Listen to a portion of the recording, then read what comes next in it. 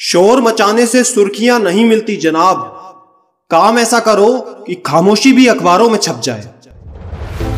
दोस्तों, आज हम बात करेंगे UPSC topper rank 2 holder mister Jatin Kishore ji के बारे में। दोस्तों, इनकी पर्सनैलिटी, इनका स्वभाव और इनका क्लैरिटी ऑफ थॉट्स खुद में ही एक एग्जाम्पल है और इनमें ये बात झलकती है कि हाँ, ये कलेक्टर जरूर बनेंगे। दोस्तों, जैसे ही यूपीएससी 2019 का रिजल्ट आया, उसमें हरियाणा के सोनीपत के रहने वाले प्रदीप सिंह जी ने टॉप किया, ऑल इंडिया रैंक 1 हासिल किया।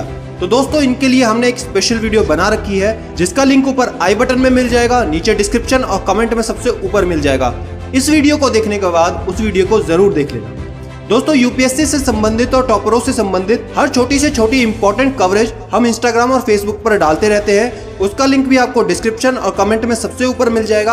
आप हमसे वहां भी जरूर जुड़ें, क्योंकि कुछ चीजें कॉपीराइट इश्यूज के कारण जो हम यहाँ नहीं डाल पाते, वो हम वहां पर कवर करते हैं। तो वहां पर भी जुड़ना बिल्कुल ना भूलना, क्योंकि मैं नहीं चाहता कि आपकी तैयारी कहीं भी अधूरी रह जाए। तो आज हम बात करेंगे step by step Jatin Kishore जी ने क्या क्या गलतियां की थी, क्यों वो पहले अटेम्प्ट में प्रीलिम्स तक भी क्लियर नहीं कर पाए थे, किस अच्छी स्ट्रेटेजी के तहत पढ़ना चाहिए, क्या करना चाहिए और क्या नहीं करना चाहिए। तो इसलिए वीडियो को एंड तक जरूर देखना, कुछ भी पार्ट बीच में स्किप ना हो जाए। और वैसे भी यूपीएससी जल्दबाजी में नहीं होता, ये पूरा का पूरा गेम पेशेंस का है। तो दोस्तों, इनके बैकग्राउंड की बात करें तो जतिन सर रहने वाले दिल्ली के हैं। इनके पिताजी रेवेन्यू डिपार्टमेंट में कार्यरत हैं और इनकी माताजी एक टीचर है।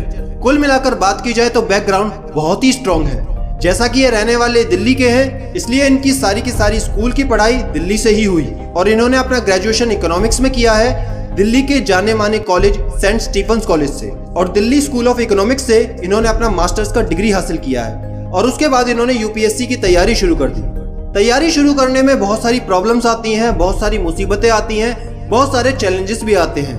और शायद यूपीएससी में सिलेक्शन होने का रेशो इसलिए बहुत कम है क्योंकि लंबे समय तक खुद को मोटिवेट रखना बहुत ही मुश्किल काम है। दोस्तों, ध्यान देने वाली बात यह है कि इनका सिलेक्शन दूसरी बार में हुआ। पहली बार में इनसे प्रीलिम्स तक भी क्वालिफाई नहीं हुआ, लेकिन जब दूसरी बार इन्होंने अटेम्प्ट दिया तो न केवल इनका सिलेक्शन हुआ है, बल्कि यूपीएससी सीएससी में ऑल इंडिया रैंक 2 हासिल की है। जतिन जी बताते हैं कि पहली बार प्रीलिम्स में उन्होंने कुछ गलतियां की थी। पहली बार में उन्होंने बहुत ही कम क्वेश्चंस को अटेम्प्ट किया था, लगभग 70, जिसके कारण उनका कट ऑफ में नाम नहीं आया था। लेकिन सेकंड अटेम्प्ट में उन्होंने इसी रेशो को बढ़ा दिया, 90 से 95 क्वेश्चंस को अटेम्प्ट किया और आसानी से प्रीलिम्स को क्वालिफाई कर लिया। लेकिन मेरे दोस्त, एक बात को आप याद रखना कि यूपीएससी के प्रीलिम्स एग्जाम में नेगेटिव मार्किंग भी होती है, इसलिए क्वेश्चन उतने ही अटेम्प्ट करने हैं जिसमें आप 100% श्योर हो। ज्यादा तुक्के मारने की गुंजाइश नहीं होती है। और वैसे भी ये इनकी खुद की स्ट्रेटेजी थी और हर टॉपर की स्ट्रेटेजी अपनी अलग अलग होती है। और एक बात आपको ये भी नहीं भूलनी है कि जतिन जी ने भले ही यूपीएससी सिविल सर्विसेज का एग्जाम पहली बार में क्लियर नहीं किया था, लेकिन यूपीएससी इंडियन इकोनॉमिक सर्विसेज का एग्जाम इन्होंने पहली बार में ही क्वालिफाई कर लिया। न केवल क्वालिफाई किया था, बल्कि आईईएस में रैंक 1 हासिल की थी। जिन लोगों को नहीं पता उनको मैं बता दूं कि जैसे UPSC civil services exam conduct करती है, उसी तरह से वो और भी गवर्नमेंट एग्जाम्स को कंडक्ट करती है, जैसे कि IES, Indian economic services, engineering services, CDS, NDA, ऐसी बहुत सारी सर्विसेज वो ही कंडक्ट कराती है। तो उसी में से इन्होंने आईईएस का एग्जाम निकाला था, जिसमें इन्होंने अपनी रैंक 1 हासिल की थी। उसमें रैंक 1 हासिल करने के बाद इन्होंने बतौर ऑफिसर अपनी नौकरी को ज्वाइन किया और वहां पर ग्रामीण विकास मंत्रालय में ये अपनी सेवा दे रहे थे। और नौकरी करते करते ही इन्होंने यूपीएससी की तैयारी भी शुरू की। दोस्त, जो भी कहते हैं कि समय कम है, जॉब के साथ हम नहीं कर सकते, तो एक बात याद रखना कि रैंक 1, रैंक 2 और रैंक 3 तीनों के तीनों अपनी तैयारी जॉब के साथ ही कर रहे थे। तो आप अभी कोई भी काम करते हो तो अभी फिलहाल कोई भी एक्सक्यूज नहीं दे सकते। जिनकी रैंक 3 आई है उनकी भी वीडियो बहुत जल्द चैनल पे आने वाली है। दोस्तों, जतिन ये भी बताते हैं कि उन्होंने ज्यादा आंसर राइटिंग की प्रैक्टिस नहीं की। अब ये सुनकर कई लोग चौंक जाएंगे और कई लोगों को अच्छा भी लगेगा, लेकिन एक बात याद रखना कि आंसर राइटिंग सिर्फ आपको अपनी स्पीड, कंटेंट और वर्ड लिमिट ये चेक करने के लिए करना होता है।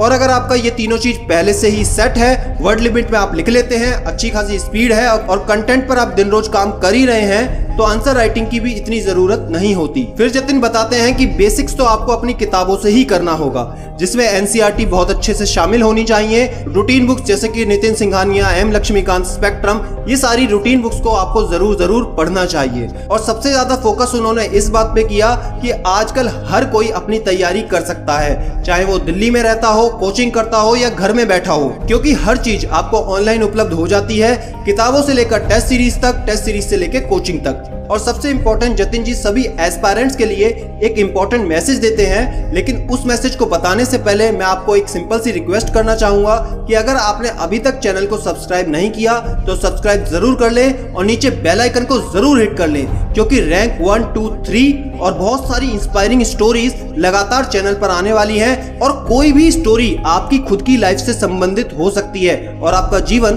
360 डिग्री से बदल के रख देगी। इसलिए ये आपका फर्ज है कि कोई भी वीडियो आपसे ना छूटे, तो आज ही चैनल को सब्सक्राइब करके बेल आइकन जरूर हिट करें। जतिन जी कहते हैं कि यूपीएससी को कभी भी अपनी लाइफ से ऊपर मत समझना।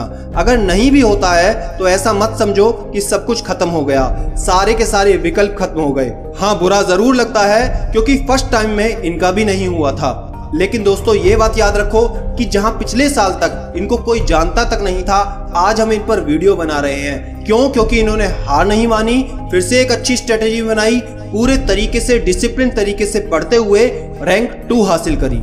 तो दोस्तों हार नहीं माननी है। और स्ट्रेटेजी के हिसाब से जतिन जी बताते हैं कि आपको ज्यादा से ज्यादा करंट अफेयर्स के टच में रहना पड़ेगा। इसके लिए न्यूज़पेपर्स पढ़िए और ज्यादा से ज्यादा रिपीटेटिव रिवीजन पर फोकस कीजिए, मतलब बार बार रिवीजन पर ध्यान दीजिए। जितना कंटेंट आपके पास है, जितना मटेरियल आपके पास है, उसको बार बार प्रिपेयर कीजिए। एक छोटा सा एग्जांपल देते हुए कहा कि 4 बुक्स को एक बार पढ़ने के बजाय एक बुक को 4 से 5 बार पढ़ लो, वो सबसे ज्यादा बेहतर है। तो दोस्तों आपको भी अपनी गलतियों को ध्यान से देखना है, कहाँ गलतियां आपसे हो रही हैं उनको एनालाइज करके अपनी स्ट्रेटेजी को अपने हिसाब से बनाना है और अपनी स्ट्रेंथ को बहुत अच्छे से मजबूत करके अपनी तैयारी में फिर से लगना है। और जब कभी इनको डिमोटिवेशन लगता था, जब कभी लगता था कि मैं नहीं कर पाऊंगा, तो इनकी फैमिली, फ्रेंड्स और इनके गुरुओं ने इनका पूरी हेल्प करी। इसलिए ये अपनी सफलता का पूरा श्रेय अपने गुरुजी, अपने परिवार और अपने फ्रेंड्स को देते हैं और यहाँ तक कहते हैं कि अगर ये सब ना होते तो शायद मैं कब का छोड़ चुका होता। तो दोस्तों मैं आशा करता हूँ ये स्टोरी आपको समझ में आई होगी, आपने बहुत कुछ इससे सीखा होगा। तो इस वीडियो को एक लाइक करके कमेंट में मुझे बताएं आपने क्या सीखा। ज्यादा से ज्यादा हर फेसबुक, व्हाट्सएप और टेलीग्राम में शेयर करने की जिम्मेदारी आपकी है और आप भी जुड़ जाएं पूरी मेहनत के साथ अपने सपनों को पूरा करने के लिए। और बहुत जल्द मैं मिलता हूं आपसे अगली वीडियो में। तब तक के लिए याद रखना, मैं हूं सिद्धांत शर्मा, कोई है या नहीं, मैं हमेशा आपके साथ हूं। Be happy and stay motivated with सिडीमेनिया।